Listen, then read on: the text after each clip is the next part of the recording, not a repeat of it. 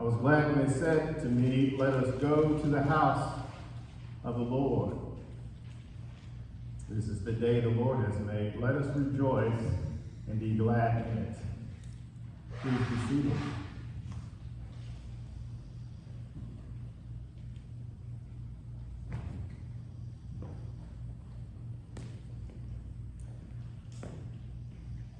So yesterday I heard an owl,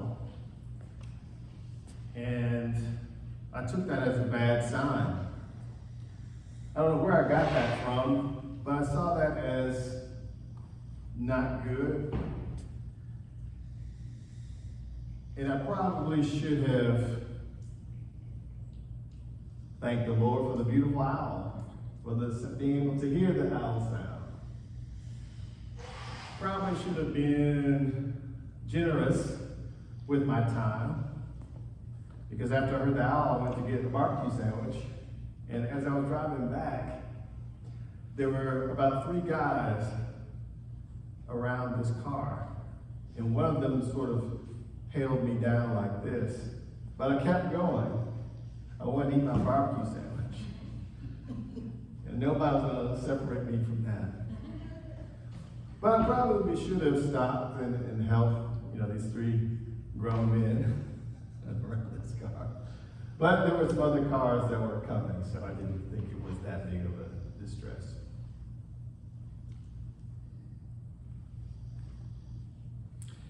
In the reading today in John's Gospel, we switched over to John. We've been in Mark for a while. And one of the characteristics of John, the beloved disciple, the son of Zebedee.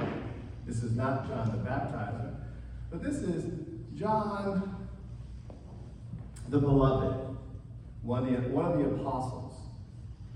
And so in John, it says, one of the footnotes in one of my Bibles said that this was the 4th sign.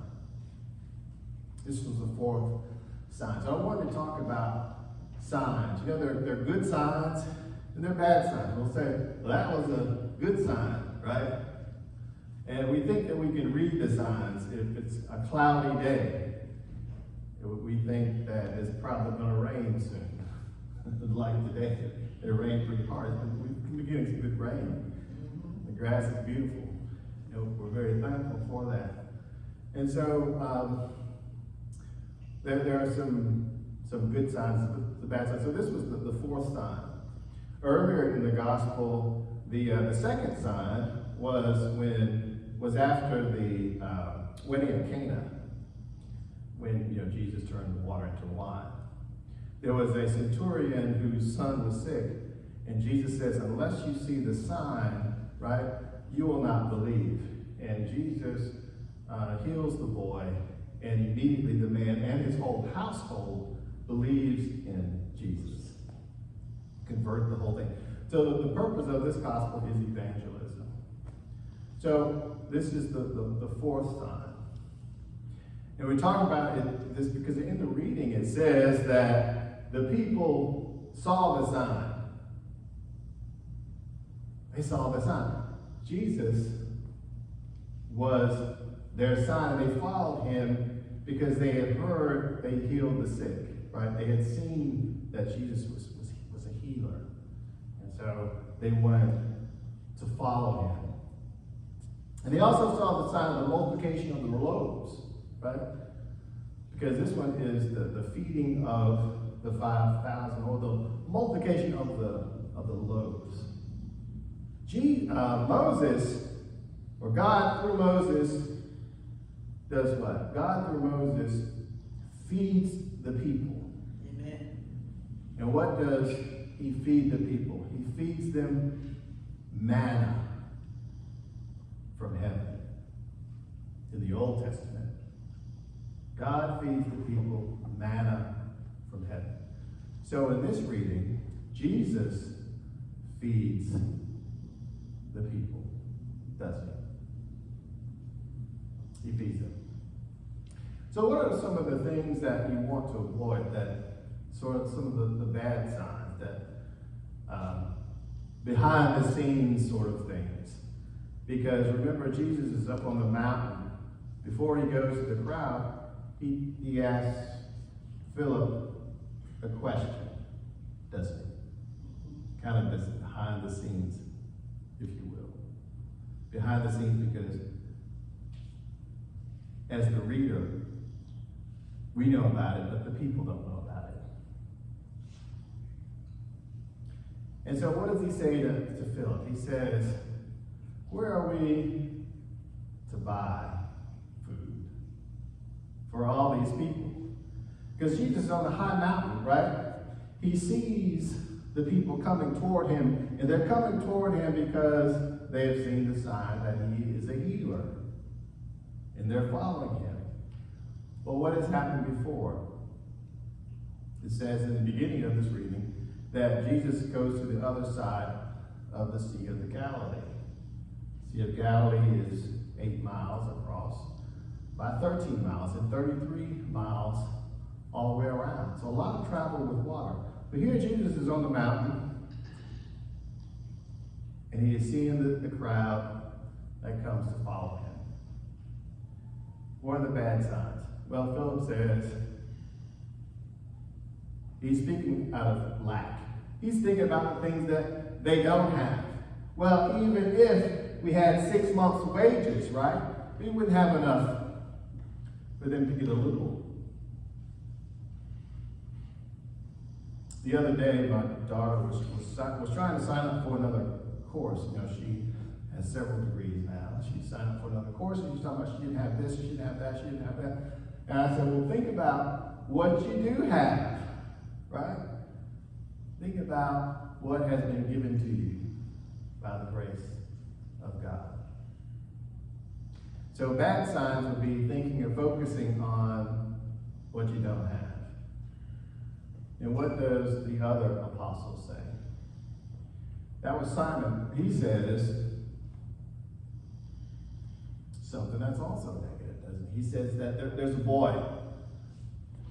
There's a boy who has 5 barley loaves and 2 fish. But what is that? That's not enough. That's not enough. Again, he's thinking about what's not enough, what he doesn't have. And so, if you turn it around, what are the good signs? Thanksgiving, generosity, and also encouragement. Thanksgiving, generosity, and encouragement. Giving thanks. In a few minutes, we're going to have communion. The fancy word for communion, the big word, is Eucharist. That's what we call it. And Eucharist means thanksgiving. It simply means giving thanks. Thanksgiving, having communion, breaking bread. So what does Jesus do? He takes the loaves.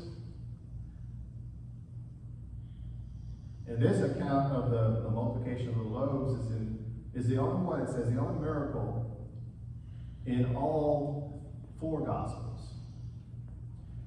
And he gives thanks. It's something that I know that you know. We should always give thanks everywhere. Amen. Thank God for what he's done for us. Give thanks. That's a good sign. Giving thanks. And after that, generosity. What does Jesus do? He distributes the bread. He himself is feeding his people. And the miracle is that they never run out. They never run out. So that generosity, he could have just kept the bread. What if the boy was like me and kept his barbecue sandwich? It would have been a totally different story. But what does he do? He is generous. That's a good sign.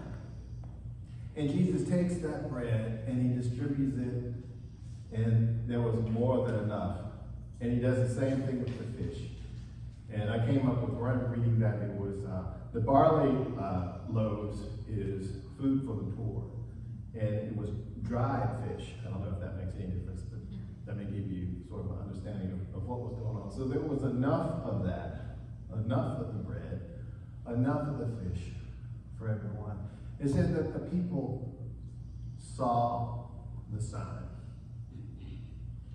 Giving of your time, giving of your talents, giving of your treasure, giving to others, giving a smile, a handshake, or whatever it is. Giving thanks to God, giving thanks to Jesus. He'll bless it. And the last thing was encouragement. What does Jesus say to his disciples when he's walking on water? And they're frightened. They're letting their fear overcome them. And that could lead to some bad decisions. He says to them, he encourages them, and he says, do not be afraid. It is I. Amen.